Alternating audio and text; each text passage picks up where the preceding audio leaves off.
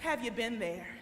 Yeah. If you haven't, tap out for a second. But if you've been there, in the midst of your agony, if you've been there, in the midst of your depression, your anxiety, you recited all the things the church taught you to recite, that God never leaves you, and that God's rod and God's staff comfort you, and that nothing can separate you from the love of God. You know all those scriptures by heart, and you know who God is and who God has been intellectually. But when the pain sets in, when the uncertainty sets in, when the fascism sets in, when the layoff from your job sets in, when the rising prices of eggs set in, when another mass shooting sets in, what you thought you knew intellectually dissipates into the bloodbath of your woundedness, and your gut reaction is to say, God, why me?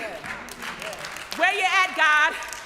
Have you passed me by, God? I know I'm not the only one in here who, in the midst of my perceived loneliness, I say perceived loneliness because Jesus is hanging on the cross next to two other people, but he does not ask, why have you forsaken us?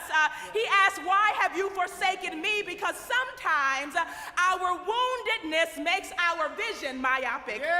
It feels like we are the only one in the room with our mess, with our suffering in the midst of perceived loneliness. I know I'm not the only one in here who has shouted, God, what the hell are you doing up there?